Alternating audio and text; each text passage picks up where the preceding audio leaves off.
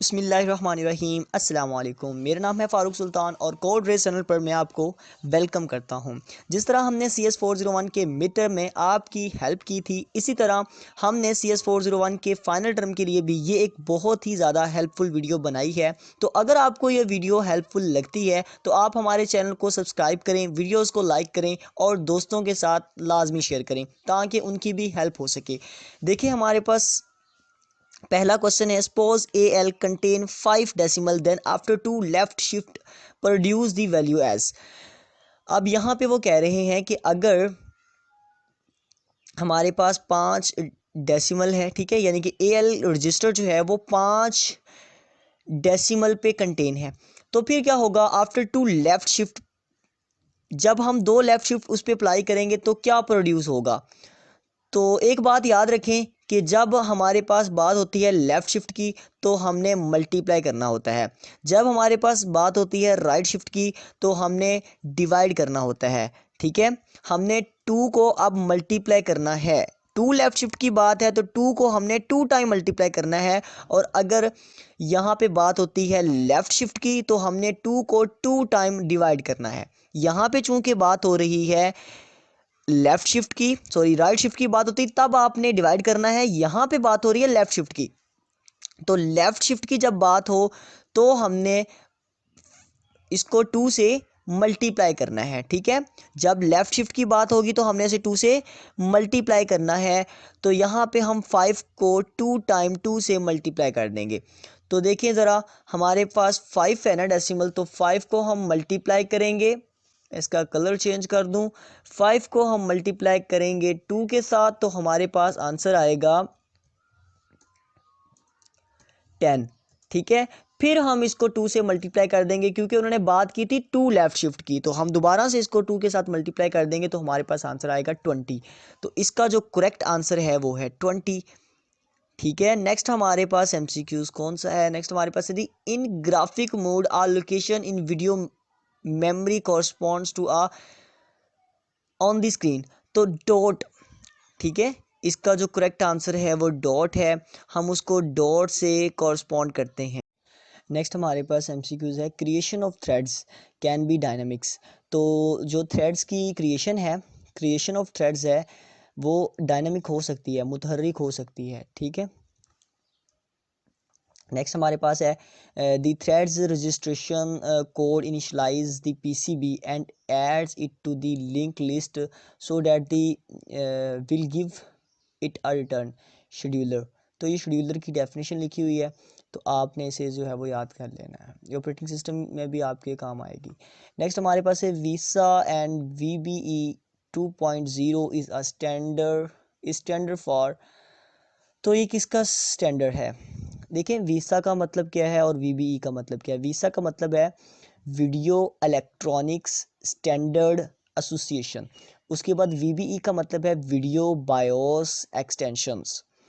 ठीक है, इसका जो स्टैंड फॉर है, इसका जो एब्रीवेशन है वो मैंने आपको बता दिया है। उसके बाद आपने ये जो MCQs है इसके हवाले से आपने ये बात याद रखनी है, the video memory in high resolution and high colour graphics. जो वीडियो मेमोरी है वो हाई रेजोल्यूशन होती है और हाई कलर ग्राफिक्स होती है। तो आपने याद रखना है कि VSA VBE ये जो वीडियो इलेक्ट्रॉनिक स्टैंडर्ड एसोसिएशन और वीडियो बायोस एक्सटेंशंस 2.0 है, is a standard for high resolution mode. ठीक है, तो ये आपने याद रखना है। नेक्स्ट हमारे पास MCQs है, which of the following the more logical view of storage medium. तो मोर लॉजिकल व्यू क्या है स्टोरेज मीडियम का। स्टोरेज मीडियम का जो मोर लॉजिकल व्यू है ना वो है DOS. DOS build a logical structure on the disk. तो डोस जो है वो हमारे पास लॉजिकल स्ट्रक्चर बिल्ड करता है डिस्क पर। ठीक है, बायोस क्या करता है, BIOS disk servers to directly see the data store. ठीक है, बायोस में हम डायरेक्टली देख सकते हैं डाटा स्टोर्ड कि डाटा कहाँ पे स्टोर है इन दी डायरेक्टरी, किस फाइल में डाटा कहाँ पे जो है वो पड़ा हुआ है, कहाँ पे स्टोर है, ये हम देख सकते हैं लेकिन डॉस के अंदर क्या होता है, बिल्ड अ लॉजिकल स्ट्रक्चर, हमें एक लॉजिकल स्ट्रक्चर बिल्ड करना पड़ता है ऑन द डिस्क पर। ठीक है, तो अगर वो बात करें logical structure view of the storage medium, तो आपने कहना है कि डॉस इसका करेक्ट आंसर है। ठीक है, बायोस में ये होता है कि disk services to directly see the data store in the directory entries by DOS. ठीक है, तो यह आपने याद रखना है, बायोस के लिए ये स्टेटमेंट होती है और डॉस के लिए ये स्टेटमेंट होती है, जिसमें logical view of the storage medium, more logical view, तो डॉस इसका करेक्ट आंसर है। नेक्स्ट हमारे पास एमसीक्यूज है आईआरक्यू के हवाले से। Which of the following IRQs is driven by keyboard. तो इसके बहुत ज़्यादा एमसीक्यूज़ आएंगे आपको आईआरक्यू के। तो जब इतने ज़्यादा हमें आईआरक्यू के एमसीक्यूज़ आएंगे तो हमें इसका कंसेप्ट जो है वो क्लियर करना चाहिए। चलें चलते हैं हम अपनी आईआरक्यू के टॉपिक पे। तो ये देखें हमारे पास है आईआरक्यू के बारे में, मैंने यहाँ पे काफ़ी ज़्यादा कंसेप्ट जो है वो लिखे हुए हैं जो कि आपकी बहुत ज़्यादा हेल्प करेंगे। इन दी IBM PC compatible architecture there are 16 IRQ lines।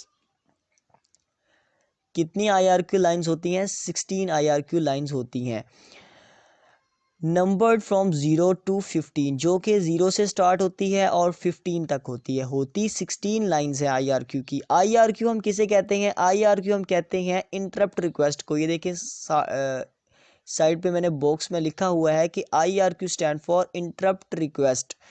ये एक तरह का सिग्नल ही होता है, each of which can be assigned to a device to request the processor attention। Processor की अटेंशन को हासिल करने के लिए हम एक रिक्वेस्ट, एक सिग्नल जनरेट करते हैं जिसे हम IRQ कहते हैं। और IRQ जो है वो 16 लाइंस के होते हैं। सबसे पहला हमारे पास है IRQ 0, जिसको हम यूज़ करते हैं। यहाँ पे हमने इसका थोड़ा सा ओवरव्यू आपको दिया है, तो आप इन्हें लाजमी देखें और रीड भी लाजमी कीजिएगा। अभी आप वीडियो को स्टॉप करके इसको रीड भी कर सकते हैं या इसका स्क्रीनशॉट भी ले सकते हैं। तो IRQ 0 सिस्टम टाइमर के लिए यूज़ होता है। मैंने इसकी पूरी स्टेटमेंट को एक्सप्लेन नहीं करना, ये आपने खुद ही जो है वो इसको जो है वो रीड करना है और इसे याद कर लेना है। IRQ 0 को हम जो है वो यूज़ करते हैं सिस्टम टाइमर के लिए। IRQ 1 को हम यूज़ करते हैं कीबोर्ड के लिए। IRQ 2 को हम यूज़ करते हैं केस कैड के लिए। IRQ 3 को हम यूज़ करते हैं, IRQ 3 और IRQ 4 को हम सीरियल पोर्ट के लिए ही यूज़ करते हैं। लेकिन IRQ 3 जो है वो पोर्ट 2 के लिए इस्तेमाल होता है और IRQ 1 जो है वो हमारे पास पोर्ट 1 के लिए इस्तेमाल होता है। ठीक है, फिर से दोबारा सुन लें, IRQ 3 और IRQ 4 दोनों ही सीरियल पोर्ट के लिए इस्तेमाल होते हैं, लेकिन IRQ 3 जो है वो सीरियल पोर्ट 2 के लिए इस्तेमाल होता है और IRQ 4 जो है वो सीरियल पोर्ट 1 के लिए इस्तेमाल होता है। अगर आप फिर कॉम्प 2 और कॉम्प 1 से पूछते हैं तो आप बताएं कॉम्प 2 जो है वो IRQ 3 उसके लिए यूज़ होता है और कॉम्प 1 के लिए जो है वो IRQ 4 यूज़ होता है। उसके बाद IRQ 5 जो है वो हमारे पास पैरेलल पोर्ट 2 के लिए यूज़ होता है। और उसके बाद IRQ 6 जो है वो फ्लॉपी डिस्क के लिए इस्तेमाल करते हैं हम। IRQ 7 जो है वो IRQ 7 यानी कि इंटरप्ट रिक्वेस्ट 7 जो है वो हम यूज़ करते हैं पैरेलल पोर्ट 1 के लिए। देखें 5 जो है वो पैरेलल पोर्ट 2 के लिए है और 7 जो है वो पैरेलल पोर्ट 1 के लिए है। उसके बाद IRQ 8 को हम इस्तेमाल करते हैं रियल टाइम क्लॉक के लिए और उसके बाद IRQ 9 को हम यूज़ करते हैं ACPI advance configuration and power interface. और उसके अलावा हम IRQ 10 को यूज़ करते हैं। IRQ 10 जो है वो ओपन है, IRQ 11 भी ओपन है। IRQ 12 को हम माउस के लिए यूज़ करते हैं। IRQ 13 को हम कॉम प्रोसेसर के लिए यूज़ करते हैं। उसके बाद IRQ 14 को हम हार्ड डिस्क कंट्रोलर के लिए यूज़ करते हैं। IRQ 15 को हम यूज़ करते हैं सेकेंडरी IDE कंट्रोलर के लिए। बाकी जो इसकी एक्सप्लेनेशन है वो आपने खुद रीड करनी है। ठीक है, अब हमसे उन्होंने पूछा था MCQs में IRQ 1 के बारे में, तो देखें IRQ 1 को हम किस लिए यूज़ करते हैं। IRQ 1 को हम कीबोर्ड के लिए यूज़ करते हैं। तो यहाँ पे देखें कीबोर्ड के लिए ही उन्होंने पूछा था, तो IRQ 1 जो है वो इसका करेक्ट आंसर है। और आपसे जितने भी IRQ के क्वेश्चन आएंगे आपने सिर्फ इन्हीं पॉइंट को याद करते हुए और रीड करते हुए आंसर देने हैं। नेक्स्ट हमारे पास है which of the following IRQs is use for floppy disk drive. Floppy disk drive के लिए कौन सा IRQ यूज़ होता है, हम यहाँ से भी कंफर्म कर लें। देखें IRQ6 जो है वो हमारे पास फ्लॉपी डिस्क के लिए हम यूज़ करते हैं।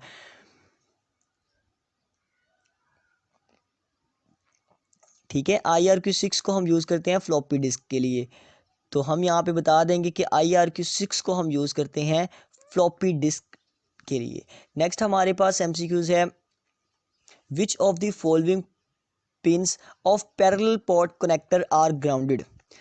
पैरेलल पोर्ट कनेक्टर की कितनी पिन जो हैं वो ग्राउंडेड होती हैं। ठीक है, इस हवाले से भी बहुत ज़्यादा MCQs इस फाइल में पूछे गए हैं, तो मैं आपको इसे भी थोड़ा सा एक्सप्लेन कर देता हूँ कि देखेंगे हमारे पास पैरेलल पोर्ट कनेक्टर है, DB25 पैरेलल पोर्ट कनेक्टर है हमारे पास।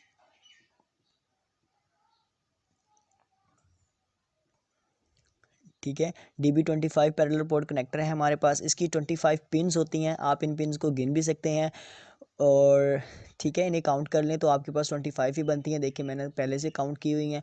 तो हमारे पास जो हमारे पास ये पोर्ट है, एक कनेक्टर है, इसकी जो पिन्स हैं वो 25 है। इन पिन्स के फंक्शन क्या हैं, इनको हम किस लिए यूज़ करते हैं, वो मैंने यहाँ पे लिखा हुआ है, आप देख सकते हैं। यहाँ पे देखें पिन 1 जो है वो स्टॉप है। This pin is use to control the timing of the data transfer, कि कब डाटा ट्रांसफ़र हुआ है उसकी टाइमिंग को कंट्रोल करने के लिए हम इस पिन को यूज़ करते हैं। पिन 2 टू 9, 2 से लेकर 9 तक जो पिन्स हैं वो हम इस्तेमाल करते हैं डाटा की ट्रांसमिटिंग के लिए, ट्रांसमिटिंग बिट। ठीक है, ट्रांसमिटिंग डाटा बिट के लिए हम इसको यूज़ करते हैं। उसके बाद हम पिन 10 को यूज़ करते हैं एक्नॉलेज सिग्नल के लिए। पिन 11 को यूज़ करते हैं बिजी सिग्नल के लिए। पिन 12 को यूज़ करते हैं पेपर एंड सिग्नल के लिए। पिन 13 को सिलेक्ट के लिए यूज़ करते हैं। पिन 14 को ऑटो फीड के लिए यूज़ करते हैं। पिन 15 को एरर के लिए यूज़ करते हैं। पिन 16 को इनिशलाइज प्रिंटर के लिए यूज़ करते हैं। पिन 17 को सिलेक्ट इनपुट के लिए यूज़ करते हैं। पिन 18 टू 25 सॉरी 18 से लेके 25 तक जो पिन है वो हम ग्राउंड के लिए यूज़ करते हैं। This pin is use to connect the ground of the parallel port to the ground of the connected device. ठीक है, इसके लिए हम यूज़ करते हैं 18 से 25 तक पिन्स को। जो पिन 1 है उसको हम यूज़ करते हैं कंट्रोल दी टाइमिंग, ये मैंने एक्सप्लेन कर दिया है। पिन 2 टू 9 जो है वो डाटा ट्रांसमिटिंग के लिए यूज़ होती है। पिन 10 जो है वो this pin is use by the printer to indicate that it has received data. ठीक है, इस चीज़ को इंडिकेट करने के लिए होती है कि डाटा रिसीव हो गया है, प्रिंटर को बताने के लिए कि हमारा जो डाटा है वो रिसीव हो गया है। तो इसके लिए हम यूज़ करते हैं पिन 10 को। पिन 11 जो है वो यूज़ होती है, this pin is use by the printer indicate that currently processing data, कि डाटा जो है जो वो है वो करंटली प्रोसेसिंग कर रहा है।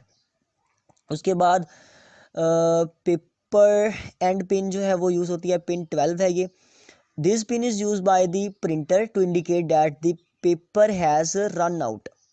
ठीक है, कि पेपर जो है वो रन आउट हो गया। उसके बाद pin 13 select the pin is use to select the printer को सेलेक्ट करने के लिए हम इसको यूज़ करते हैं। ऑटो फीड पिन किस लिए यूज़ होती है, control the to automatic paper feed functions of the printer, इसलिए हम यूज़ करते हैं। पिन 15 को जो है वो यूज़ करते हैं। This pin is use by the printer to indicate that an error has occurred, कि कोई एरर आ गया है, इसके लिए हम पिन 15 को यूज़ करते हैं। यानी कि वो पिन 15 बताएगी कनेक्टर को और फिर कनेक्टर आगे बताएगा प्रोसेस उसको CPU को। नेक्स्ट हमारे पास है pin 17 select input this pin is use to select input device. उसके बाद 18 टू 25 जो है वो ग्राउंडेड है। तो हमारा यहाँ पे क्वेश्चन ये था कि parallel port connector are grounded, तो 18 टू 25 जो है वो ग्राउंडेड है। देखें यहाँ पे भी बताया गया है कि 18 टू 25 जो है वो ग्राउंडेड है, ये देखें। ठीक है, सबसे लास्ट पे बताया है। अब नेक्स्ट हमारे पास MCQs है, the physical address IDT interrupt descriptor table is stored in IDTR। इसका जो IDT का जो फिजिकल एड्रेस है वो IDTR में स्टोर होता है। ठीक है, इसको मज़ीद हम थोड़ा सा देख लेते हैं। यहाँ पे देखें, इसके सारे MCQs को मैंने एक्सप्लेन कर दिया, GDT को भी, IVT को भी, IDTT को भी। तो यहाँ पे आए ज़रा, सबसे पहले हमारे पास है GDTR। इसका मतलब होता है global descriptor table register. The global descriptor table register is a registered used by X86 architecture. ये X86 आर्किटेक्चर में यूज़ होता है टू स्टोर द एड्रेसेस को स्टोर करने के लिए of the global descriptor table GDT का जो एड्रेस है उसको स्टोर करता है जीडीटीआर, और आईडीटी का जो रिजल्ट है उसको स्टोर करता है, सॉरी एड्रेस है, फिजिकल एड्रेस, उसको स्टोर करता है आईडीटीआर। ठीक है, अब ये जीडीटी को भी हम पढ़ लेते हैं। जीडीटी जो है which is use to manage memory segmentation in a computer system में मेमोरी सेगमेंटेशन को मैनेज करने के लिए हम यूज़ करते हैं जीडीटी को, ग्लोबल डिस्क्रिप्टर टेबल को, और इसका एड्रेस स्टोर करता है जीडीटीआर। ठीक है, इसके अलावा हम आईडीटीआर को स्टडी करते हैं। IDTR interrupt descriptor table register, ये ग्लोबल डिस्क्रिप्टर है और ये इंटरप्ट डिस्क्रिप्टर टेबल रजिस्टर है। The interrupt table descriptor register IDTR is a register used by x86 architecture to store the addresses को स्टोर करने के लिए of the interrupt descriptor table. Interrupt descriptor table के result को store करने के लिए और एड्रेसेस को स्टोर करने के लिए हम यूज़ करते हैं आईडीटीआर को, इंटरप्ट डिस्क्रिप्टर टेबल रजिस्टर को। इसके अलावा IDT which is use to manage, ये मैनेज करता है हैंडल इंटरप्ट और and exception in a computer system. ठीक है, तो आईडीटीआर के रिजल्ट फिजिकल एड्रेस को कौन स्टोर करेगा? आईडीटी के फिजिकल एड्रेस को या एड्रेस को कौन स्टोर करेगा? आईडीटीआर। उसके अलावा जीडीटी के एड्रेस को स्टोर करेगा जीडीटीआर। ठीक है, अगर आपसे पूछते हैं जीडीटी का एड्रेस तो आप बताएं कि जीडीटीआर स्टोर करेगा। अगर आपसे पूछते हैं आईडीटी का एड्रेस तो फिर आप बताएं कि ये आईडीटीआर स्टोर करेगा। उसके अलावा आईवीटी क्या है? आईवीटी है interrupt vector table. Interrupt vector table is table use in older computer system. ये ओल्डर कंप्यूटर सिस्टम में, पुराने कंप्यूटर्स के अंदर इस्तेमाल किया जाता था टू मैनेज इंटरप्ट हैंडलिंग को मैनेज करने के लिए, but it has mostly replaced by IDT, और इसे जो है वो आईडीटी से रिप्लेस कर दिया गया। इन मॉडर्न x86 आर्किटेक्चर में हमें आईडीटी ही मिलेगा। उसके बाद आईडीटीटी से क्या मुराद है? Interrupt descriptor table. There is no standard definition for IDTT. It appear to type or an alternate name of IDT. ये आईडीटी का ही अल्टरनेट नेम हो सकता है, इसके अलावा इसकी कोई स्पेसिफिक डेफिनेशन नहीं है। तो यहाँ पे हमें उन्होंने पूछा था आईडीटी का फिजिकल एड्रेस, तो वो स्टोर करता है आईडीटीआर। अगर जीडीटी का पूछते तो फिर हमने बताना था जीडीटीआर। अभी उन्होंने आईडीटी का पूछा तो हमने बताया है जी आईडीटीआर स्टोर करेगा। ठीक है, आईडीटी का पूछा तो आईडीटीआर ही स्टोर करेगा। नेक्स्ट हमारे पास एमसीक्यूज है कि in NASM an important symbol is declared with the dash while and exported symbol is declared with the blank. अब देखें, जो है ना इंपोर्टेड सिंबल, उसको हम डिक्लेयर करते हैं एक्सटर्नल डायरेक्टिव से, और जो है एक्सपोर्टेड सिंबल उसको हम जो है वो डिक्लेयर करते हैं ग्लोबल डायरेक्टिव से। तो इसकी ये एग्जांपल मैंने दी है, यहाँ पे देखें एक्सटर्नल है तो ये एक इम्पोर्टेंट सिंबल है फॉर प्रिंट फंक्शन को प्रिंट करने के लिए एक इम्पोर्टेंट सिंबल हमने यूज़ किया, तो हमने यहाँ पे एक्सटर्नल डायरेक्टिव को यूज़ किया। उसके बाद अगर हमें एक्सपोर्टेड फॉर एंट्री पॉइंट के लिए हमने सिंबल एक्सपोर्टेड यूज़ करना है, तो उसको हम ग्लोबल डायरेक्टिव से यूज़ करते हैं। ठीक है, तो ये इसकी एग्जांपल मैंने यहाँ पे दे दी है। नेक्स्ट हमारे पास एमसीक्यूज है।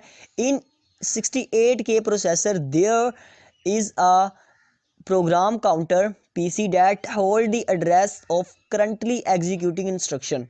तो 68K प्रोसेसर की बात करें तो आपने बताना है जी 32 बिट का है, वो 32 बिट प्रोग्राम काउंटर है। Is a 68K processor there is a 32 bit program counter. आंखें बंद करके आप 32 लगा दें। नेक्स्ट हमारे पास एमसीक्यूज है the reserved 8 bit in memory directive is used. तो डीबी जो है इसको हम यूज़ करते हैं डिफाइंड बाइट के लिए। इसका डीबी जो है इसका मतलब है डिफाइंड बाइट, और दिस डायरेक्टिव रिजर्व 1 बाइट यानी कि 8 बिट। ठीक है, तो ये 8 बिट मेमोरी को रिजर्व करता है डीडब्ल्यू जो है इसका मतलब होता है डिफाइंड वर्ड, तो ये दिस डायरेक्टिव रिजर्व 2 बाइट यानी कि 18 8 को 2 से मल्टीप्लाई कर दे तो हमारे पास सॉरी आता है 16, 18 नहीं आता, 16 आता है। ठीक है, अब ये जैसा भी लिखा जा रहा है तो आपने समझ जाना है, मैंने 8 को मल्टीप्लाई किया है 2 के साथ तो हमारे पास 16 आया। नेक्स्ट हमारे पास है डीएन। डीएन का मतलब होता है define an byte. This directive is not a standard x86 assembly directive. ठीक है, तो ये असेंबली के अंदर यूज ही नहीं होता डीएन। डीडी, डीडी का मतलब है define double word. This directive reserve 4 byte means 4 multiply 8 और इसका मतलब है 64 या 32, इसका मतलब है 32। तो जो डीबी है वो हमारे पास 16 बिट का होता है और जो रिजर्व करता है मेमोरी। उसके बाद डी डब्ल्यू जो है डिफाइंड वर्ड, वो सॉरी ये गलत हो गया, दोबारा से मैं अपना ये चेंज कर लूँ और फिर मैं आपको बताता हूँ।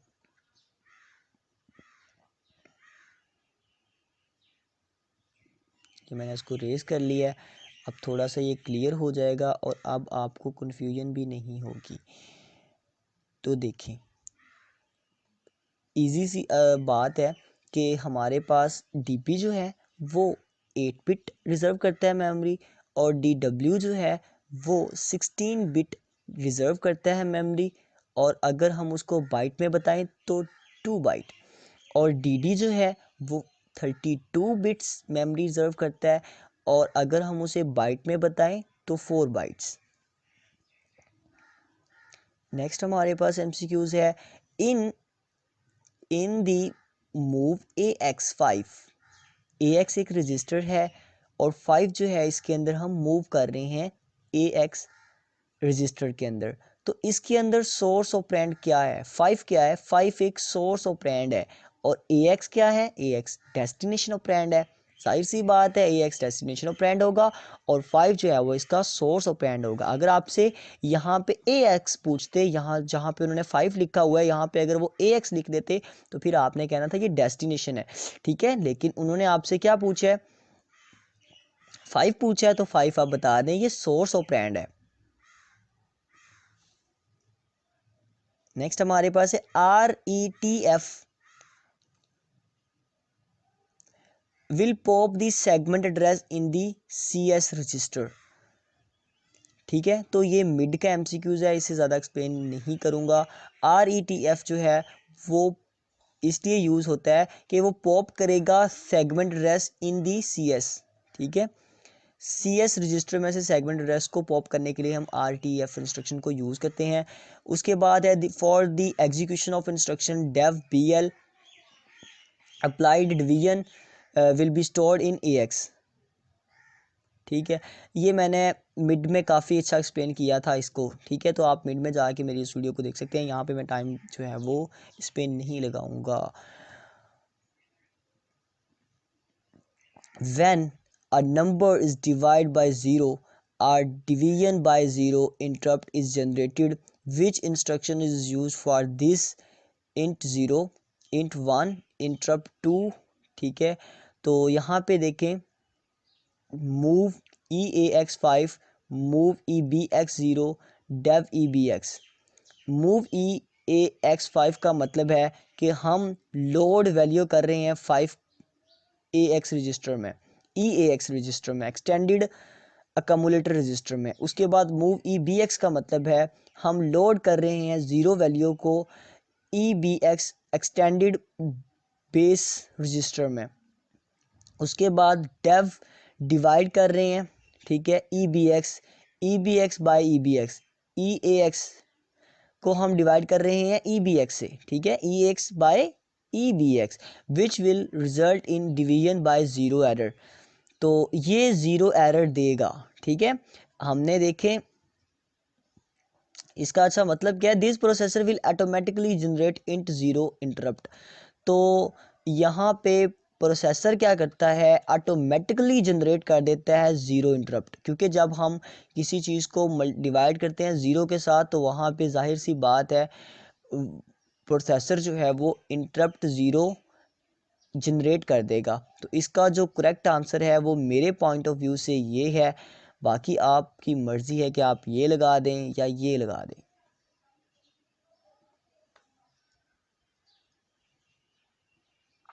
int 21 service 01h is used to read character।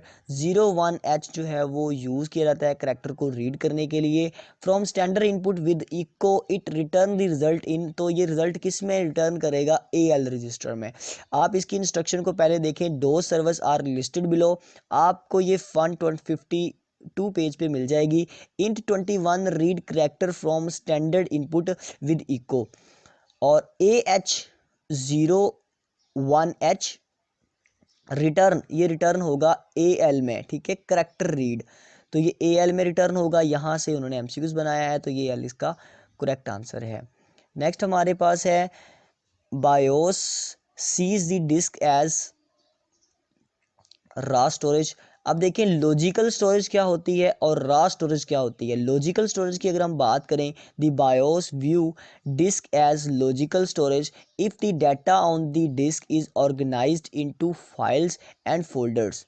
ठीक है, views disk as logical storage if the data on the disk is organized. अगर डिस्क के अंदर जो डाटा है उसको हमने ऑर्गेनाइज किया हुआ है फाइल्स की और फोल्डर के अंदर, उसे हम कहते हैं लॉजिकल स्टोरेज। अगर हमने उसको नहीं किया हुआ फाइल्स और फोल्डर के अंदर ऑर्गेनाइज, तो उसे हम कहेंगे रॉ स्टोरेज। जैसे कि ये रॉ स्टोरेज हमारा करेक्ट ऑप्शन है यहाँ पे। जैसे कि the BIOS is view disk as raw storage if the data on the disk not organize in any specific way. हमने उसको ऑर्गेनाइज ही नहीं किया किसी स्पेसिफिक वे के अंदर, उसे हम कहते हैं रॉ स्टोरेज।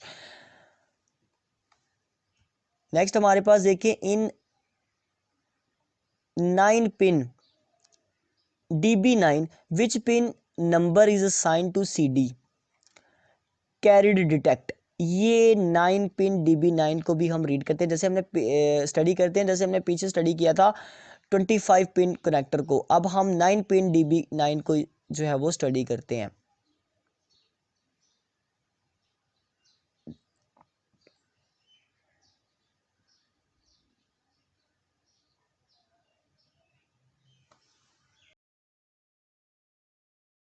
DB कनेक्टर है हमारे पास, इसका क्या काम है कि is a common interface used for serial communication. तो इसको हम सीरियल कम्युनिकेशन के लिए इस्तेमाल करते हैं। The 9 pin on the connector are assign specific functions. तो इसकी जो 9 पिन्स हैं, 9 की 9 पिन इसकी जो है वो असाइन की गई हैं स्पेसिफिक फंक्शन के लिए। तो सबसे पहली पिन देखें, CD कैरियर डिटेक्ट के लिए हम उसको इस्तेमाल करते हैं। RD दूसरी पिन, उसको हम रिसीव डाटा के लिए इस्तेमाल करते हैं। बाकी इसकी एक्सप्लेनेशन भी मैंने आगे लिखी हुई, वो आप देख सकते हैं। उसके बाद है TD ट्रांसमिट डाटा के लिए हम इसको इस्तेमाल करते हैं। DTR डाटा टर्मिनल रेडी, ठीक है। उसके बाद GND ग्राउंड है। उसके बाद DSR data set ready, RTS request to send, CTS clear to send, RI ring indicator. बाकी इसका फंक्शन क्या है आगे वो आप, मैंने लिखा हुआ है, वो आप खुद रीड कर लीजिएगा। तो हमसे वो अगर CD पूछते हैं, यानी कि पहली पिन के बारे में पूछते हैं, तो हमने बताना है कि इसकी पहली पिन जो है वो कैरियर डिटेक्ट के लिए इस्तेमाल होती है। Indicate the presence of carrier signal from a modem, ठीक है। इसी तरह receive data receives data from a modem, transmit data to a modem. इसी तरह अब हमारे पास MCQs में ये था कि आप हमें ये बताएं 9 pin DB9 which pin number is assign to CD। तो CD के लिए उन्होंने पूछा था ना, तो CD के लिए देखिए सबसे पहली पिन जो है वो CD के लिए जो है वो कैरियर डिटेक्ट के लिए काम करती है, ठीक है। इसको हम कैरियर डिटेक्ट के लिए यूज़ करते हैं। Career signal from a modem, ठीक है, मॉडम से कैरियर सिग्नल जो आता है तो वो इस पिन का ये फंक्शन है, ठीक है, फर्स्ट पिन का। तो हम CD जो है इसकी पहली पिन है यहाँ पे बता देंगे, ठीक है। इसी तरह नेक्स्ट नीचे जो MCQs है उसमें उन्होंने पूछा है कि signal ground is assigned on pin number. तो सिग्नल ग्राउंड, ये देखिए पिन 5 जो है ये फर्स्ट, सेकंड, थर्ड, फोर्थ और ये फिफ्थ। 5 नंबर जो पिन है वो ग्राउंड के लिए हम यूज़ करते हैं, ठीक है। तो यहाँ पे हम बता देंगे कि 5 नंबर पिन जो है वो हम ग्राउंड के लिए यूज़ करते हैं, सिग्नल ग्राउंड के लिए। नेक्स्ट हमारे पास नीचे जो MCQs है वो भी इसी टॉपिक से है कि 9 pin DB9 RI ring indicator is assigned on pin number. तो रिंग इंडिकेटर जो है इसकी सबसे लास्ट वाली पिन है, ये देखें सबसे लास्ट वाली जो पिन है वो रिंग इंडिकेटर के लिए इस्तेमाल करते हैं। तो इसका जो है वो ऑप्शन 9 फोर्थ ऑप्शन करेक्ट है 9। नेक्स्ट हमारे पास Motorola 68K processor have 23 bit general purpose register. तो देखें मोटरोला जो है वो 623 bit general purpose register name from A0 to A7 and D0 to D7, ठीक है। मोटरोला जो है वो 6 to 23 bit general purpose register है जो कि जिसमें A0 से लेकर A7 तक रजिस्टर होते हैं और D0 से लेकर D7 तक रजिस्टर होते हैं। और A रजिस्टर जो होते हैं ना A0 से लेकर A7 तक are used as address register. इनको हम एड्रेस रजिस्टर के तौर पे यूज़ करते हैं। They are use to store memory addresses, और इनके अंदर हम मेमोरी एड्रेसेस को स्टोर करते हैं। जबकि डी रजिस्टर जो होते हैं उसको हम यूज़ करते हैं डाटा रजिस्टर के लिए, meaning they are use to store actual data values. तो इनके अंदर हम एक्चुअल डाटा वैल्यूज़ को स्टोर करते हैं। दोबारा फिर से सुन लें, जो ए रजिस्टर होते हैं वो एड्रेस रजिस्टर के लिए हम उनको यूज़ करते हैं और मेमोरी के एड्रेस उनके अंदर स्टोर करते हैं।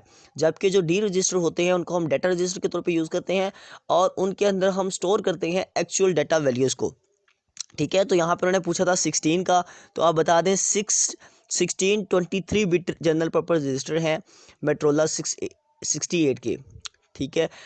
नेक्स्ट हमारे पास MCQ है when two device in system want to use the same IRQ line then what will happen। जब दो IRQ सिस्टम की डिवाइसेस जो है ना सेम IRQ लाइंस को यूज़ कर लेंगी, जब दो डिवाइसेस सेम IRQ लाइंस को यूज़ करेंगी तो फिर क्या होगा, फिर IRQ कॉन्फ्लिक्ट होगा। ये हमारे पास है इंटरप्ट रिक्वेस्ट, इसको थोड़ा सा पहले पढ़ लेते हैं। Interrupt request line is a hardware line that is use to signal the processor that an event has occurred that require its attention. यानी कि जब हमें प्रोसेसर की CPU की अटेंशन चाहिए होती है तब हम एक सिग्नल जनरेट करते हैं और उस सिग्नल को हम कहते हैं IRQ इंटरप्ट रिक्वेस्ट, ठीक है। या कोई इवेंट अक्कर हो जाए या हमें अटेंशन चाहिए होती है प्रोसेसर की, ठीक है, तो तब हम एक सिग्नल जनरेट करते हैं, ठीक है, सॉरी CPU की, तब हम एक सिग्नल जनरेट करते हैं तो उस सिग्नल को हम कहते हैं इंटरप्ट रिक्वेस्ट। CPU की अटेंशन चाहिए होती है या कोई इवेंट अक्कर हो जाए तो हम एक सिग्नल जनरेट करते हैं जिसे हम IRQ रिक्वेस्ट कहते हैं। अब देखिए when multiple devices in system want to use the same RQ lines तब IRQ कॉन्फ्लिक्ट होता है। जब मल्टीपल डिवाइसेस जो है दो या दो से ज़्यादा डिवाइसेस सेम IRQ लाइंस को यूज़ करें तो उसे हम कहते हैं IRQ conflict when which cause problems in the functioning of both devices, ठीक है, जो कि वजह बन सकती है दोनों डिवाइसेस की फंक्शन प्रॉब्लम की। अब देखें नेक्स्ट हमारे पास है IRQ कुलियन। IRQ कुलियन क्या होता है, could refer to a situation where two devices are attempting to use the same IRQ lines at the same time. जब सेम IRQ लाइंस को यूज़ करेंगी कुछ दो डिवाइसेस, ठीक है, जब दो डिवाइसेस सेम IRQ लाइंस को यूज़ करेंगी सेम टाइम में which would cause the processor to become confused, ठीक है, तो प्रोसेसर जो है वो कन्फ्यूज हो जाएगा और फिर IRQ कुलियन अकर होगा। उसके बाद एन IRQ क्रैश क्या होता है, could refer to situation where the processor is unable to handle the conflicting IRQ। जब प्रोसेसर जो है वो काबिल नहीं होता, अनेबल नहीं होता, ठीक है, अनेबल नहीं होता तो फिर क्या होता है IRQ हैंडल करने के लिए IRQ कॉन्फ्लिक्ट को, तो फिर IRQ क्रैश होता है। IRQ ब्लॉकेज क्या है, could refer to situation where the conflicting IRQ signals are blocking each other. जब IRQ सिग्नल्स ब्लॉक होते हैं तो हमारे पास IRQ ब्लॉकेज होता है। यानी कि अगर आपके पास ब्लॉकिंग का वर्ड आ जाए तो फिर आपने IRQ ब्लॉक लगाना है। अगर आपको दिखे कि हैंडल दी इनफ्लेक्ट IRQ लिखा हुआ है तो फिर आपने IRQ क्रैश लगाना है। और फिर अगर आपको ये बात हो कि सेम IRQ लाइन जो है वो सेम टाइम पे हो रही हैं, ठीक है, या दो डिवाइसेस जो है वो अटेम्प्ट कर रही हैं सेम IRQ लाइंस को सेम टाइम पे, तो तब आपने कहना है कि यहाँ पे IRQ क्लियर होगा। उसके बाद इंटरप्ट रिक्वेस्ट सॉरी ये IRQ कॉन्फ्लिक्ट ये तब होगा जब दो या दो से ज़्यादा डिवाइसेस जो हैं वो सेम IRQ लाइंस को यूज़ करेंगी, तब हम कहेंगे IRQ कॉन्फ्लिक्ट है। तो यहाँ पे भी बात हो रही थी, हमारे पास two devices in system want to use the same IRQ lines, what will happen, तो IRQ कॉन्फ्लिक्ट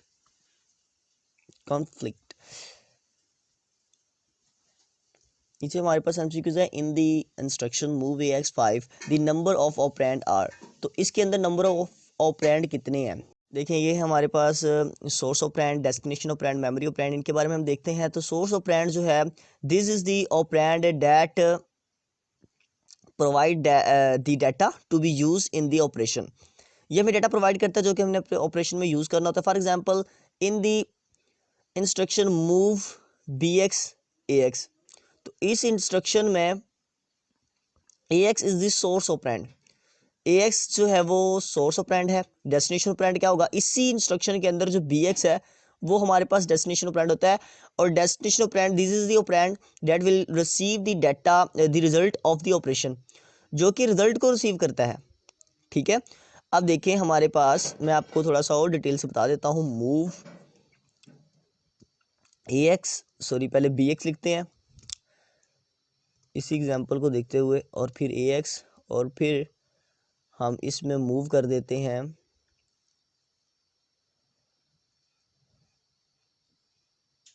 एक मिनट, अच्छा अच्छा ठीक है। अब देखिए ज़रा गौर से देखना है आपने, मैं इसका कलर चेंज कर लेता हूँ ब्लैक। देखिए ये जो है ये हमारे पास है डेस्टिनेशन ऑपरेंड, ठीक है। जो रिजल्ट हमारे पास आएगा ऑपरेशन का वो हम इसमें स्टोर करेंगे। और ये जो हमारे पास है ये हमारे पास है सोर्स ऑपरेंड, ठीक है। ये सोर्स ऑपरेंड है, ये हमें डाटा प्रोवाइड करता है टू बी यूज ऑपरेशन, जो कि हमने ऑपरेशन के अंदर यूज करना है, इसे हम सोर्स ऑपरेंड कहते हैं इधर वाले को। और इस वाले को हम कहते हैं डेस्टिनेशन ऑपरेंड। चाहे आप AX इधर लिख लें तो फिर AX डेस्टिनेशन ऑपरेंड हो जाएगा, और BX इधर लिखेंगे तो फिर BX जो है वो सोर्स ऑपरेंड हो जाएगा, ठीक है। जैसे कि मैं आपको वो भी लिख के दिखा देता हूँ, मूव AX BX, तो ये देखें यहाँ पे हमारे पास AX जो है वो डेस्टिनेशन ऑपरेंड है ठीक है, और जो BX है यहाँ पे वो सोर्स ऑपरेंड है,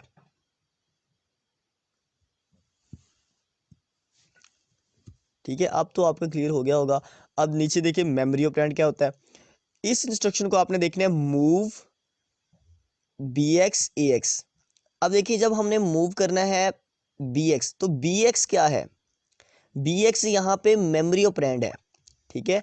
BX यहाँ पे मेमोरी ऑपरेंड है, और आपको ये ब्रैकेट से पता चल गया होगा कि यहाँ पे एरे यूज हो रहा है। और ये वैसे भी हम ब्रैकेट में वो लिखते हैं जब हमने मेमोरी से एड्रेस को एक्सेस करना हो, ठीक है। तो ये हमारा जो यहाँ पे देखिए, this is your operand that refer to a memory location is for example in this in instruction move BX AX, तो यहाँ पे BX जो है वो मेमोरी ऑपरेंड है, ठीक है, क्योंकि मेमोरी लोकेशन को रेफर कर रहा है। और रजिस्टर ऑपरेंड क्या होता है, this is the operand that refer to a register, for example in the instruction move BX AX। अब यहाँ पे BX और AX दोनों जो है वो रजिस्टर ऑपरेंड है, ठीक है, क्योंकि BX बेस रजिस्टर है और AX जो है वो अक्यूमुलेटर रजिस्टर है, दोनों रजिस्टर हैं इसलिए दोनों रजिस्टर ऑपरेंड कहलाएंगे। अब इस MCQs में हमारे पास यहाँ पे उन्होंने पूछा था कि AX5 नंबर ऑफ ऑपरेंड, तो यहाँ पे दो नंबर ऑफ ऑपरेंड है, AX भी है और 5 भी है, दोनों नंबर ऑफ ऑपरेंड है, ठीक है। तो हम कहेंगे दो नंबर ऑफ ऑपरेंड है। बाकी सोर्स ऑपरेंड के बारे में पूछते हैं, डेस्टिनेशन के ऑपरेंड के बारे में पूछते हैं, ठीक है, आपसे रजिस्टर ऑपरेंड के बारे में पूछते हैं, मेमोरी ऑपरेंड के बारे में पूछते हैं, तो वो मैंने यहाँ पे आपको एक्सप्लेन कर दिया है। ठीक है, इसे हमारे पास एमसीक्यूज है, which flag not used for mathematical operation, कौन सा ऐसा फ्लैग है जो मैथमेटिक ऑपरेशन के लिए यूज नहीं होता। तो मैथमेटिकल ऑपरेशन के लिए हम डायरेक्शन फ्लैग, इंटरप्ट फ्लैग और ट्रैप फ्लैग को यूज नहीं करते। ये 3 फ्लैग हैं, आप इन्हें याद कर लें। ये तीनों फ्लैग जो है वो इंस्ट्रक्शन के लिए, मैथमेटिकल इंस्ट्रक्शन के लिए यूज नहीं होते। नेक्स्ट हमारे पास है the value of A H in the right graphic pixel service is 0HCH। तो देखिए AH0CH ये यहाँ से एमसीक्यूज निकला है, तो आपने इसको देख लेना है। Int 10 video write graphics pixel, तो AH is equal to 0CH, BH page number, AL pixel colour, CX column और DX रोज। ठीक है, तो यहाँ से आप इस एमसीक्यूज को देख लीजिएगा। Threads can have function calls, parameters and local. तो देखिए यहाँ पे local threads can have function calls, parameter and local variables. Global variables और लोकल वेरिएबल्स इन्होंने मैंने पीछे भी एक्सप्लेन किया है कि ग्लोबल वेरिएबल्स जो है that are defined outside of any function. Global variable जो है वो हम फंक्शन के आउटसाइड डिफाइन करते हैं and are accessible by any function और थ्रेड्स, और ये एक्सेसिबल होते हैं किसी भी फंक्शन के लिए, किसी भी थ्रेड्स के लिए प्रोग्राम के अंदर। और वेरिएबल जो है वो हम डिफाइन करते हैं with in the function, within the function and are only accessible by that function। ठीक है, लोकल वेरिएबल्स को हम डिफाइन करते हैं विद इन दी फंक्शन और ये एक्सेसिबल होते हैं उसी फंक्शन के लिए जिस फंक्शन में हमने इसको डिफाइन किया है। और ग्लोबल वेरिएबल जो है वो आउटसाइड दी फंक्शन हम उसको डिफाइन करते हैं और ये एक्सेसिबल होते हैं किसी भी फंक्शन के लिए और थ्रेड के लिए इन प्रोग्राम में। तो यहाँ पे बात हो रही थी threads can have function call, parameter and local variable. ठीक है, तो इसका आंसर है लोकल वेरिएबल। नीचे हमारे पास एमसीक्यूज है, creation of threads can be dynamics. तो क्रिएशन ऑफ थ्रेड्स है, थ्रेड को हम ये मैंने पीछे भी एक्सप्लेन किया, रिपीटेड है ये। थ्रेड को हम क्रिएट कर सकते हैं डायनामिकली तौर पे। ठीक है, मुतहर्रिक तौर पे भी हम इसको क्रिएट कर सकते हैं। उसके बाद how many prevalent calling convention do exist. तो 2 कॉलिंग कन्वेंशन है हमारे पास, एक है CDECL और दूसरी है STD कॉल। ठीक है, 2 है हमारे पास। उसके बाद ये भी रिपीटेड है, serial port connection is a 9 pin DB9 connector. Serial port connection जो है वो 9 पिन DB9 कनेक्टर है, और जबकि जो पैरेलल पोर्ट है वो 25 DB25 है। ठीक है, 25 पिन कनेक्टर है पैरेलल पोर्ट और 9 पिन DB9 जो है वो सीरियल पोर्ट है।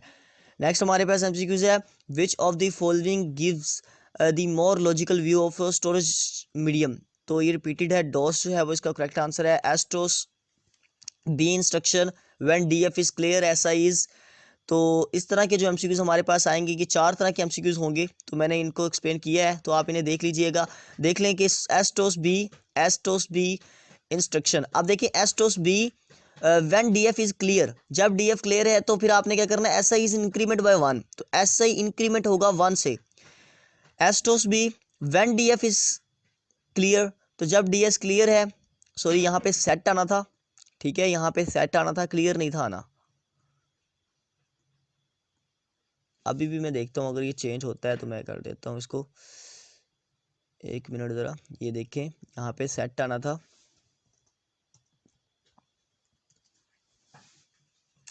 अब देखें जी, अगर तो DF सेट है तो फिर ये डिक्रीमेंट होगा, अगर क्लियर है तो फिर इंक्रीमेंट होगा।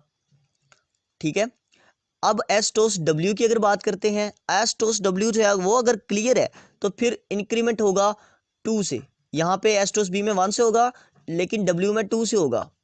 ठीक है, तो अगर एस्टोस डब्ल्यू जो है वो डीएफ उसमें डायरेक्शन फ्लैग सेट है तो फिर क्या होगा, एस आई डिक्रीमेंट होगा 2 से। तो यहाँ पे STOS B D F is clear और यहाँ पे इंक्रीमेंट बाय 1, अगर डब्ल्यू होता तो 2। अब यहाँ पे देखें नीचे एमसीक्यूज है एक, उससे देखें जरा। After the execution of STOS W the C X will be decrement by 1। तो यहाँ पे देखिए, यहाँ पे एस डी एफ की बात नहीं हो रही, ठीक है, डी एफ या एस आई की बात नहीं हो रही, यहाँ पे सी एक्स की बात हो रही है। तो सी एक्स 1 से ही डिक्रीमेंट होगा, ठीक है। अगर बी है तो फिर इंक्रीमेंट होगा, डब्ल्यू है तो फिर डिक्रीमेंट होगा। यहाँ पे बात हो रही थी एस आई की, ठीक है। तो ये सारा सीन एस आई के लिए है, बी और डब्ल्यू वाला। लेकिन यहाँ पे एस्टोस डब्ल्यू की जब बात करें और सी एक्स की बात हो रही हो तो फिर आपने कहना है कि ये डिक्रीमेंट होगा बाय 1 से। तो ये इसका करेक्ट ऑप्शन है। IRQ is refer to 8 input signals. IRQ जो है वो रेफर करता है 8 इनपुट सिग्नल्स को, ठीक है। हमने इसकी 8 इनपुट्स पढ़ी भी थी, यहाँ पे मैं आपको दिखा देता हूँ।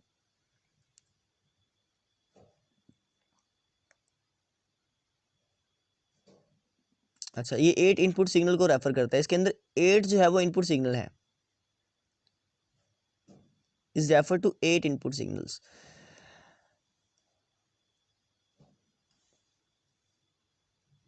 Which of the following IRQs is derived by keyboard? IRQ1 repeated है, और इस तरह के जितने भी एमसीक्यूज IRQ के हवाले से अब आएंगे वो मैंने आपको एक्सप्लेन नहीं करने, वो आपने यहीं से देख लेने हैं और उनके आंसर खुद जो है वो लगाने हैं।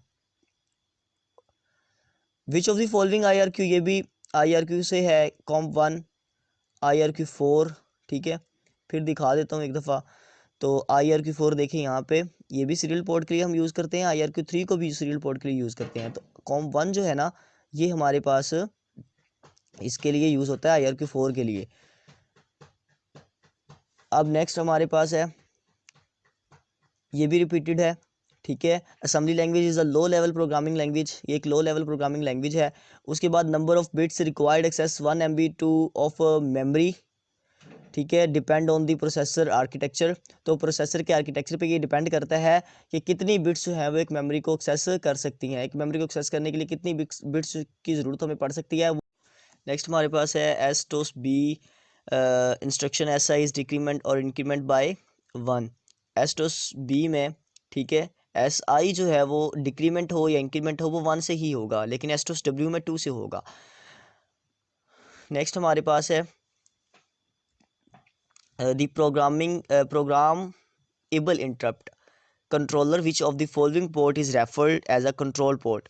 देखें, PIC has 2 ports 20 and 21। 20 जो है वो कंट्रोल पोर्ट होती है और 21 जो है वो इंटरप्ट मास्क रजिस्टर के लिए यूज़ होती है। तो यहाँ पे कंट्रोल पोर्ट की बात हो रही है तो 20 जो है वो कंट्रोल पोर्ट के लिए यूज़ होगी प्रोग्रामेबल इंटरप्ट कंट्रोलर के अंदर।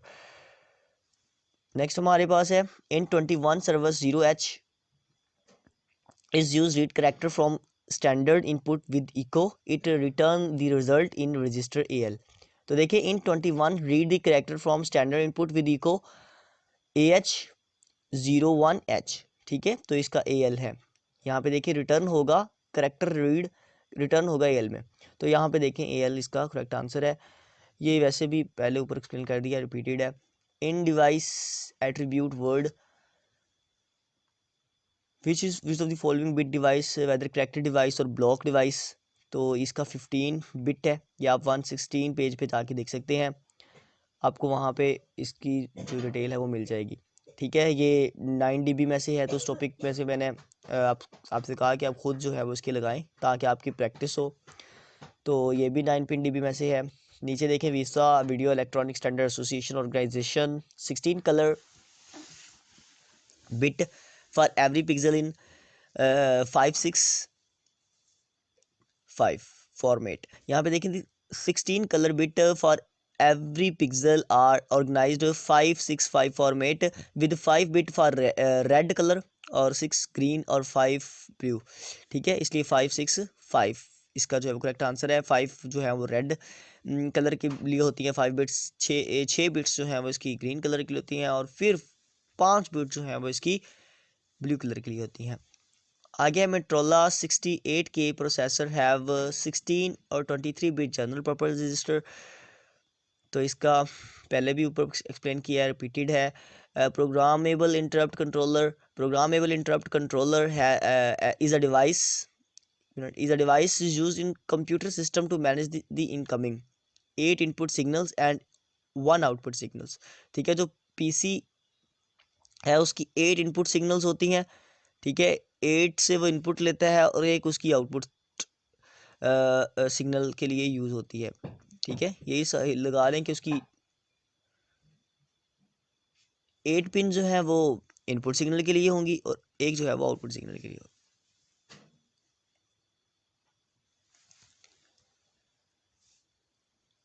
Video servers are classified into two board categories। Video servers are classified into two board categories, graphic mode servers और text mode servers। ठीक है, तो 2 इसका करेक्ट आंसर है। आगे देखें, BL contain 5 decimal then after right shift. तो right shift में मैंने आपको कहा था कि 2 से डिवाइड करते हैं, तो जब हम 5 को 2 पे डिवाइड करेंगे तो हमारे पास आएगा 2.5। ठीक है, राइट शिफ्ट में हम डिवाइड करते हैं और लेफ्ट शिफ्ट में हम मल्टीप्लाई करते हैं 2 से। इसी तरह यहाँ पे देखिए, font is stored in 16 byte. तो 8 मल्टीप्लाई 16 फॉन्ट इज स्टोर्ड, तो 16 बाइट में स्टोर होगा ये। ठीक है, नेक्स्ट हमारे पास है in DOS input buffer. Number of character actually read on return is stored second byte. ठीक है, तो DOS input buffer format first byte store maximum character और second byte hold number of character. ठीक है, तो यहाँ पे बात हो रही है नंबर ऑफ करेक्टर की, तो यहाँ पे सेकंड बाइट इसका जो है वो करेक्ट आंसर है। अगर बात होती किसकी, इसकी बात होती मैक्सिमम करेक्टर की। ठीक है, यहाँ पे नंबर ऑफ करेक्टर की बात हो रही है ना, तो अगर बात होती मैक्सिमम करेक्टर की तो फिर हमने कहना था कि इसकी फर्स्ट बाइट है, फर्स्ट बाइट में स्टोर होगा। ठीक है, अब यहाँ पे नंबर ऑफ करेक्टर की बात हो रही है तो लादा second byte. IRQ0 has priority highest priority है। ठीक है, उसके बाद है third registration code initialise PCB and add to link list so that dash will give it return scheduler, repeated है। नेक्स्ट हमारे पास है transitional calling convention are in two, तो ये भी रिपीटेड है। ये सॉरी ये रिपीटेड नहीं है कि ट्रांजिशनल कॉलिंग है। तो ट्रांजिशनल कॉलिंग कन्वेंशन जो है वो सी और पास्कल है, ये 2 है इसकी। ठीक है, और ये भी रिपीटेड है। Clear direction flag which instruction is used CLD,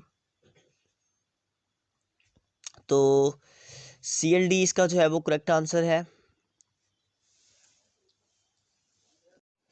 देखिए नेक्स्ट जो MCQs है, in STOS W instruction when DI is clear SI is increment by 2। तो देखें यहाँ पे इस इन चारों को आपने अच्छी तरह याद कर लेना है। फिर से मैं इसको सेट कर दूं, ये क्लियर नहीं है, यहाँ पे सेट है। ठीक है, बाय मिस्टेक लिखा गया, यहाँ पे सेट है। तो जब बी की बात होगी और क्लियर की बात होगी तब इंक्रीमेंट होगा 1 से। जब बी की बात होगी, सेट की बात होगी, तब डिक्रीमेंट होगा 1 से।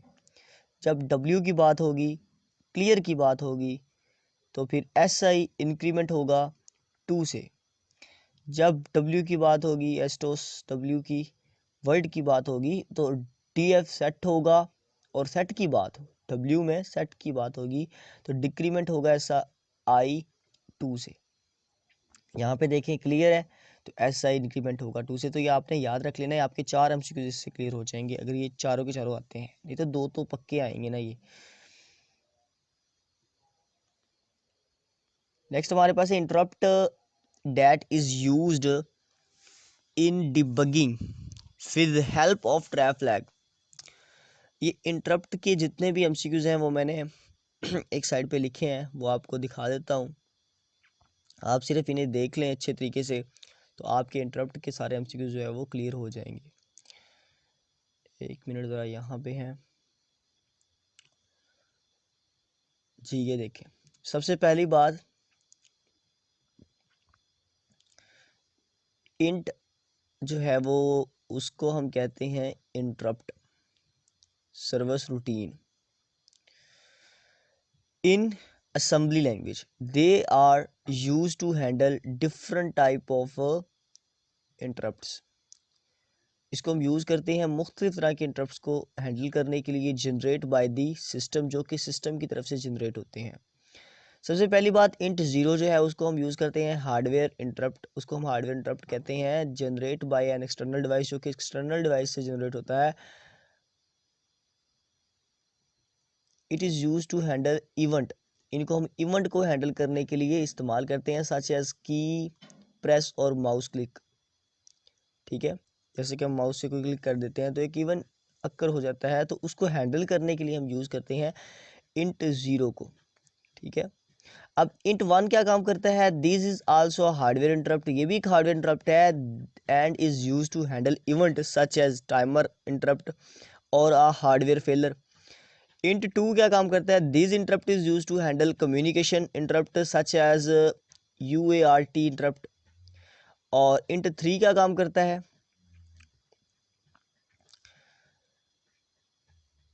ये भी एक इंटरप्ट है जो कि इस्तेमाल होता है हैंडल करने के लिए सॉफ्टवेयर जनरेटेड इंटरप्ट। कि जब कोई ऐसा इंटरप्ट जो सॉफ्टवेयर की तरफ से जनरेट हो रहा है, जैसे कि सिस्टम कॉल, तो इस इंटरप्ट को हैंडल करने के लिए काम हमें जो है वो हमें यूज़ करना पड़ता है इंट थ्री को। इंट फोर क्या काम करता है, is use to handle memory management and protection interrupt. इसी तरह int five is use to handle task switching and scheduling interrupt. इसी तरह इंट सेवन, इंट सिक्स जो है वो ये काम करता है कि page fault and memory error interrupt. उसके अलावा interrupt five handle floating point unit interrupt. इस तरह int eight, int nine, int ten. अब आप इनके फंक्शन पढ़ते जाएं, जैसे जैसे MCQs आते जाएंगे मैं आपको इनके फंक्शन जो है वो साथ में एक्सप्लेन करता जाऊंगा। अभी हमारे पास इंटरप्ट वन की बात हो रही थी, यहाँ पे किस चीज़ की बात हो रही थी, डिबगिंग की, with the help of trap flag.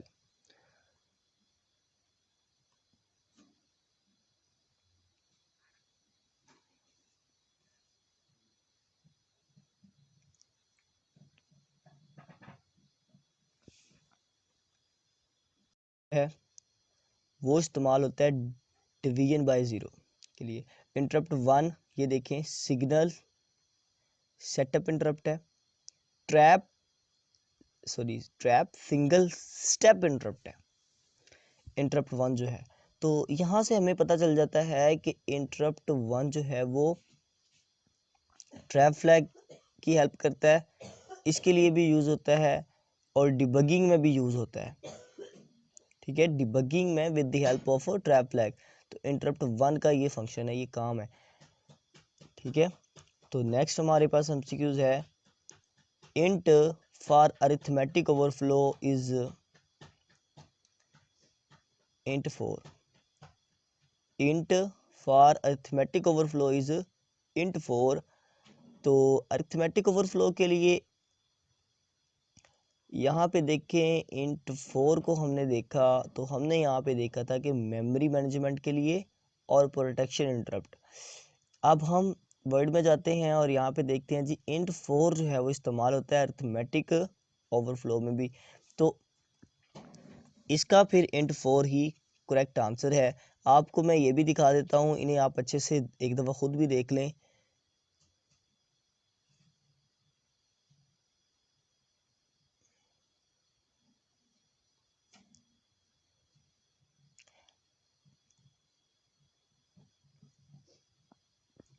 आप देखें जी, आगे हमारे पास IRQ reflect as 8 input signals. IRQ reflect as 8 input signals और 1 output signals.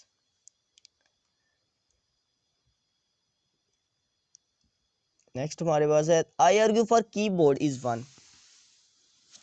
IRQ for sound card is 5 IRQ, IRQ for floppy disk is 6 और IRQ with highest priority is timer IRQ।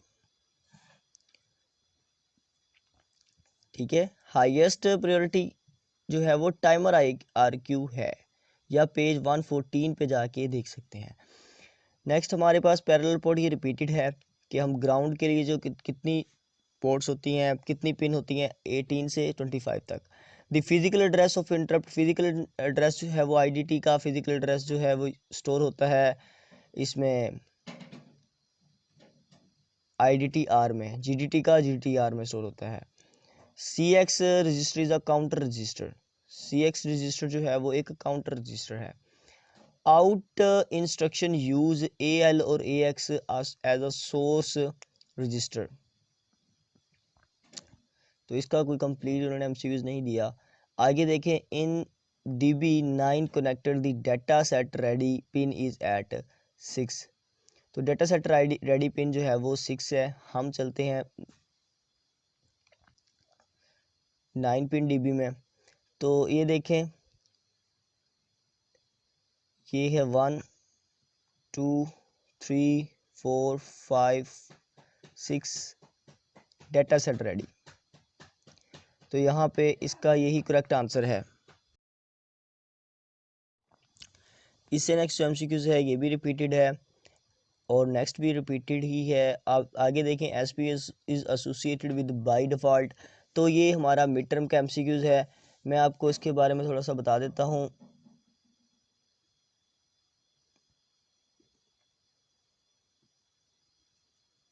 ये देखें, एस एस जो है वो associated है SP के साथ, सी एस जो है वो एसोसिएटेड है आईपी के साथ, ई एस जो है वो एसोसिएटेड है डी आई के साथ, डी एस जो है वो एसोसिएटेड है डी एस आई के साथ।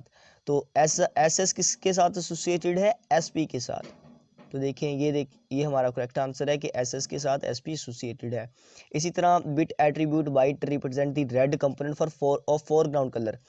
तो ये भी यहाँ पे आए आप ज़रा, एक मिनट,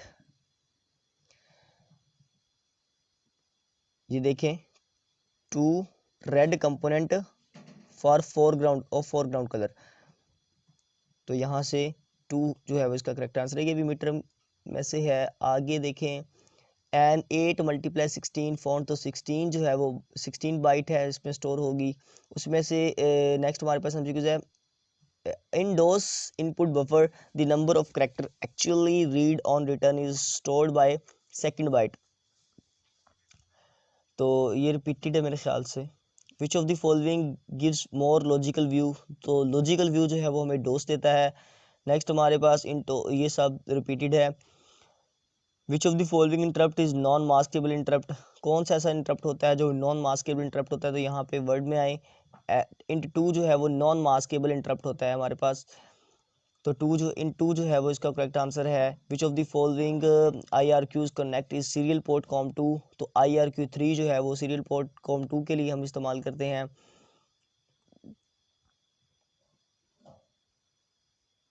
यहाँ पे देखिए ज़रा, IRQ3 COM2 सीरियल पोर्ट 2 के लिए इस्तेमाल होता है। तो IRQ3 हमारा करेक्ट आंसर है। नेक्स्ट हमारे पास है the timer interval between two timer ticks is 55 millisecond. इसके अलावा दी फिजिकल एड्रेस आईडीटी का आईडीटीआर में फिजिकल एड्रेस स्टोर होता है, ये भी रिपीटेड है। Program counter,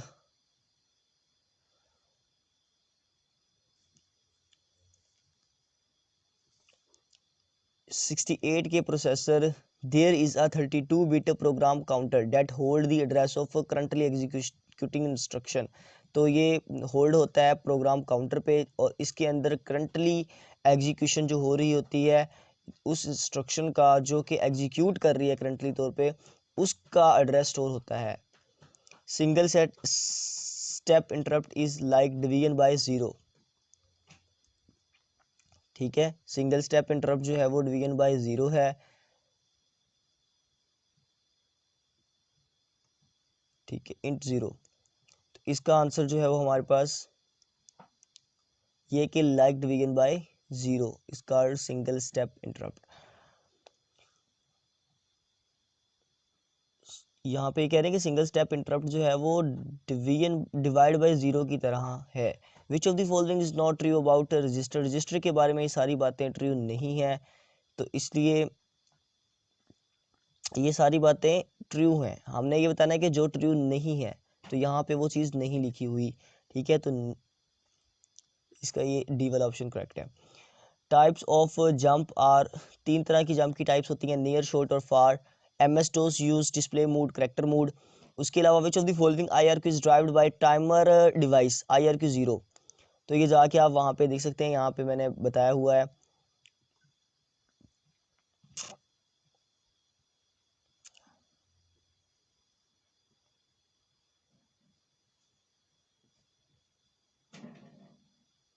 system timer IRQ 0, तो IRQ 0 हमारा करेक्ट आंसर है यहाँ से भी, ठीक है। अब नेक्स्ट हमारे programmable interrupt controller which of the following port is referred as a control port. तो यहाँ पे देखें 21 जो है वो हमारे पास कंट्रोल पोर्ट होती है, और सॉरी 20 जो है वो हमारे पास कंट्रोल पोर्ट होती है, 21 जो है हमारे पास इंटरप्ट मास्क रजिस्टर होता है।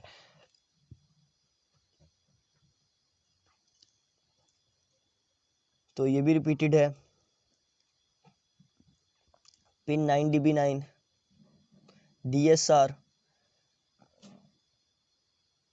Data set ready. तो देखें ये 6, ये भी रिपीटेड MCQs है। 6 पे देखें, यहाँ से हमने पहले भी काउंट किए थे, DSR जो है वो डेटा सेट रेडी पिन है।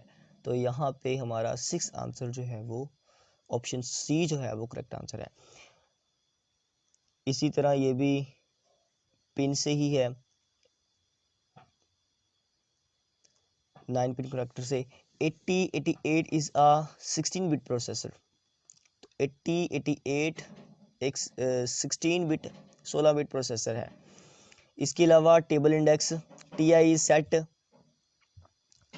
अगर हम TI पे सेट कर देते हैं 0, table index to set 0 to access GDT को एक्सेस करने के लिए 0 सेट करते हैं, और 1 जो है वो LDT को एक्सेस करने के लिए हम सेट करते हैं टेबल इंडेक्स में। तो अगर आपसे वो पूछते हैं GDT के बारे में तो आप 0 बताएं, अगर आपसे LDT के बारे में पूछते हैं तो आपका 1 ऑप्शन जो है वो करेक्ट होगा। रिपीटेड है। इसी तरह यहाँ पे देखें, इसको हम DIT से भी याद कर सकते हैं कि कौन से ऐसे रजिस्टर, कौन से ऐसे फ्लैग हैं जिन्हें हम मैथमेटिकल ऑपरेशंस के लिए यूज़ नहीं कर सकते, जो कि यूज़ ही नहीं होते। तो डायरेक्शन फ्लैग, इंटरप्ट फ्लैग और ट्रैप फ्लैग। तो DIT से आप इसको याद रख सकते हैं। DIT, D means direction flag, I means interrupt flag और T means trap flag. Next देखें, which when a 32 bit number is divide by 16 bit number, quotient is. जब हम डिवाइड कर देते हैं, फर्स्ट नंबर जो है वो 32 बिट का है, और जो दूसरा नंबर जो है जिस पे डिवाइड हो रहा है, जो डिवाइड कर रहा है, ठीक है, ये डिवाइडेंड 32 बिट है, और डिवाइज़र जो है वो हमारे पास 16 बिट है। तो स्टोर 16 बिट क्वोशंट इन AX। तो AX के अंदर 16 बिट का क्वोशंट स्टोर होगा, और 16 बिट का जो रिमाइंडर होगा वो DX के अंदर स्टोर होगा। इसी तरह दूसरी कंडीशन में जब हम 16 बिट के नंबर को 8 बिट के नंबर पे डिवाइड कर देते हैं, तो 8 बिट का जो क्वोशंट है वो AL रजिस्टर में होगा, और जो उसका ऑपरेंड है वो AH रजिस्टर में होगा, ठीक है। अब यहाँ पे देखें 32 बिट है, इसको 16 बिट नंबर पे डिवाइड किया, तो क्वोशंट जो है वो भी 16 बिट का होगा, और वो स्टोर किस में होगा, क्वोशंट AX रजिस्टर में होगा। इसका भी MCQ आ सकता है कि AX में होगा या DX में होगा। अगर क्वोशंट पूछते हैं तो आप बता दें कि AX में होगा।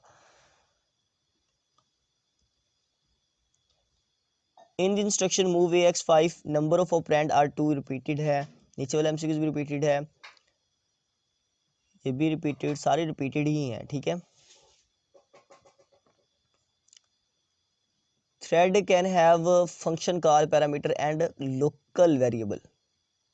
तो ये इसका लोकल जो है वो करेक्ट है। थ्रेड जो है वो फंक्शन कॉल, पैरामीटर और लोकल वेरिएबल्स हो सकते हैं। How many prevalent calling convention do exist, ये रिपीटेड है, 2 हैं वो कॉलिंग इन्वेंशन कन्वेंशंस। तो ये भी पिन 9 पिन कनेक्टर से है, ये भी 9 पिन कनेक्टर से है, इसके अलावा नीचे वाला भी 9 पिन कनेक्टर से है। आगे देखेंगे, लास्ट हमारा MCQs है। इसके अलावा फिर सेकंड वीडियो में मैं आपको एक्सप्लेन करूंगा 32 bit address register can access up to access has of memory, so memory increase a lot 4 GB. All register in 3386 have been extended to 32 bit. The new names are EAX, EBX, ECX, EDX, ESI, EDI, ESP, EBP, EIP and E flags. 386 processor में तमाम register को extend कर दिया गया, 32 bit का कर दिया गया. द न्यू नेम्स, उनके जो नए नाम थे वो ये थे, ई एक्स है, ई बी एक्स है, ठीक है. इसी तरह 32 bit address register can access up to 4 GB memory, so memory access has increase a lot. ठीक है, तो यहाँ पे उन्होंने क्या पूछा था, address can access up to access have memory, so memory increase a lot. तो 4 GB हमारा जो है वो करेक्ट आंसर है. ठीक है, तो आज की हमारी जो वीडियो थी वो यहीं तक है. अगर आप को हमारी वीडियो हेल्पफुल लगी है तो आप हमारे चैनल को सब्सक्राइब करें और हमारी वीडियोस को लाइक लाजमी करें. वीडियो बनाने में इतना टाइम नहीं लगता जितना टाइम जो है वो वीडियो को एडिट करने में लगता है. तो प्लीज़ चैनल को सब्सक्राइब लाजमी कीजिएगा और वीडियो को लाइक लाजमी कीजिएगा. अल्लाह हाफिज़.